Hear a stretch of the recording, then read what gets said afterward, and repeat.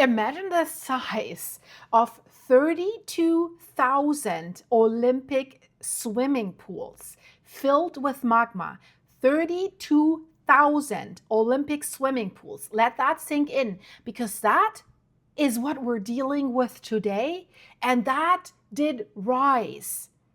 And that's dangerous. It was rising up 20 kilometers, 12.4 miles. So what am I talking about, guys? This is a little bit scary. A volcanic island almost erupted, but the magma moved so quietly that the biggest warning came after it had already reached just 1 mile below the surface. We call this magma intrusion, but the pressure is there. Only 1 more mile to go until, poof, shizzy's hitting the fizzy. Hi, volcano freaks. I have a good story for you. This is impressive.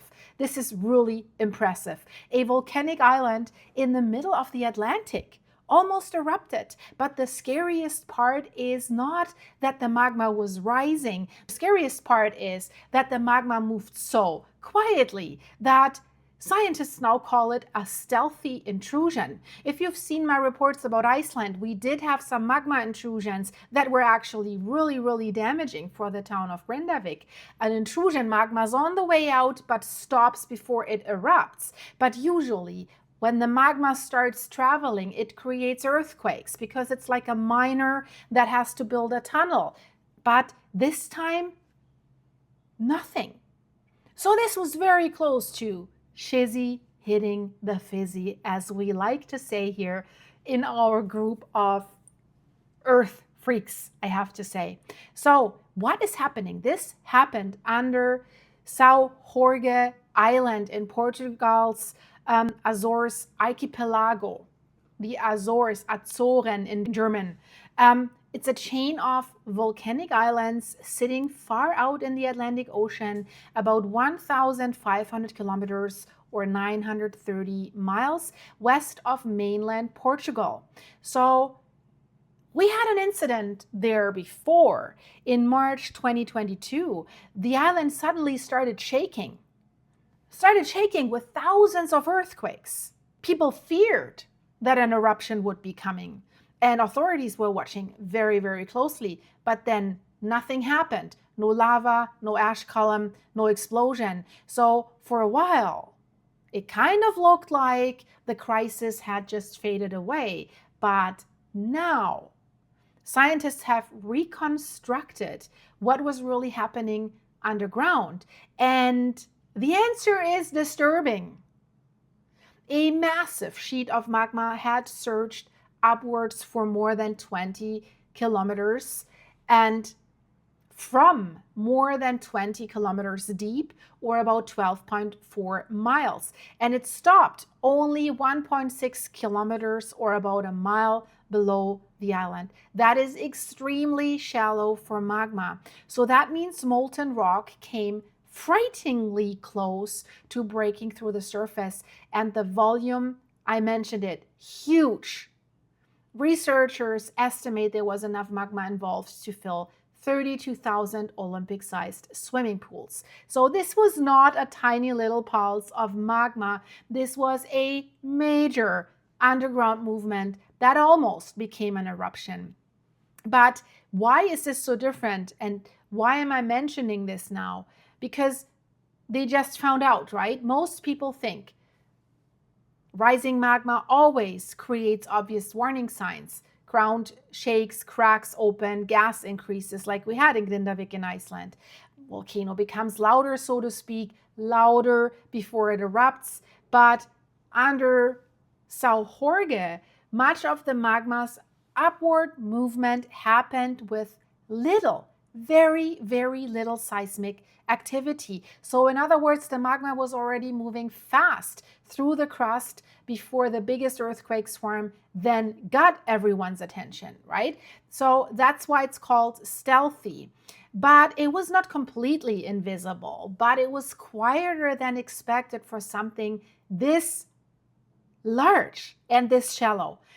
And this is a very important event when it comes to volcanic eruption forecasting, or to understand what volcanoes are doing. Because if magma can move from deep underground just to below 1 mile below the surface of an island without producing strong early warning signs, then some volcanoes may be able to get dangerously close to eruption faster than people expect. I mean, the first monstrosity that comes to mind here is, what about Campiflégret? What about the supervolcano near Naples with more than 6 million people in the greater Naples area?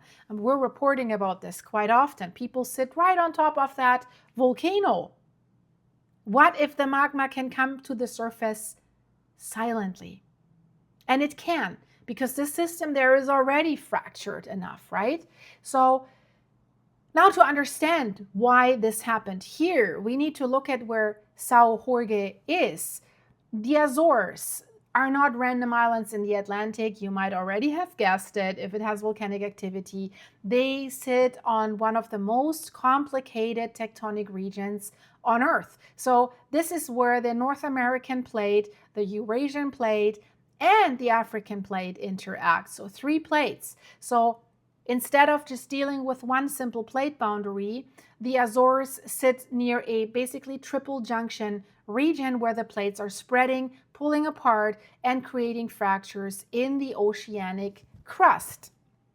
So, of course, that stretching allows magma from deeper in the earth to rise if it's stretched, right? Like a pizza dough, you stretch the pizza, it's getting thinner in the middle. So, and this is how volcanic islands are built, right? Layer by layer, intrusion by intrusion, eruption by eruption. So, Sao Jorge itself is a long, narrow volcanic island already, and it's shaped partly by fissures and fault lines that are running through it. And one of the most important structures in this story is the Pico do Carvão fault zone. That fault zone basically is the key.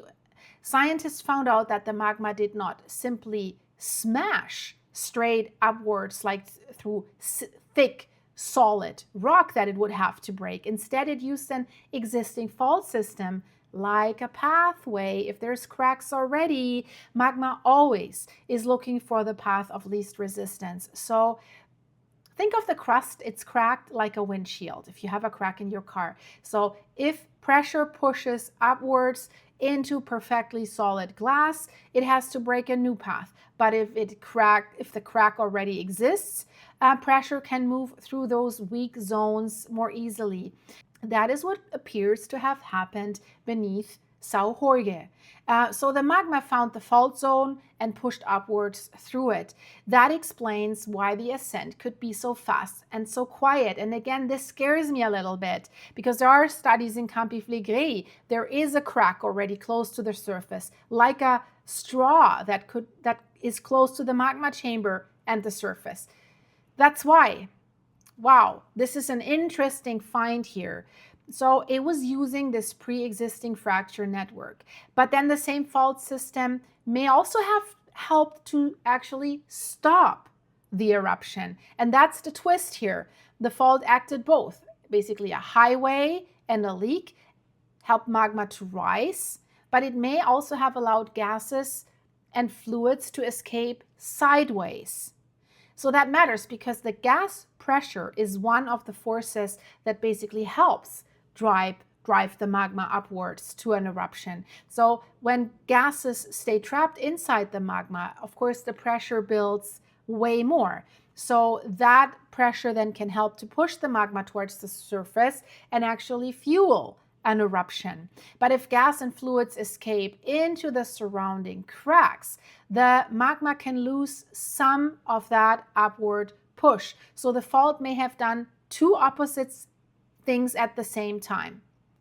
It may have helped release the pressure and stall that magma intrusion before it erupted. So that's why scientists describe it right now as a failed eruption. The magma entered the shallow crust. The island lifted. Earthquakes shook the area, but the magma never broke through. We have satellite and GPS data that showed the surface of the island rose by about 6 centimeters, 2.4 inches. That may not sound like much, guys, but for an entire volcanic island, that is a serious signal. The ground does not rise for no reason. We know that if you watch my channel more often, guys, right? So it means something was pushing up from below. If something's filling up from below, if you're blowing up a balloon, your surface rises. So in this case, that something was a large sheet of magma forcing its way through the crust, and then came the earthquakes, thousands of them. But according to that new study that was just released, many of those earthquakes happened after the magma had already stopped rising. That's why I said at the beginning, there is no warning. That completely flips the normal expectation.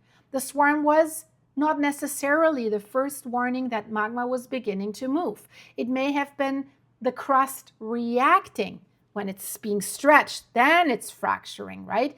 Reacting after magma had already reached shallow depth and stalled. Had it not stalled, had it become an eruption, they probably would have been like, whoa, what just happened? Where did that come from?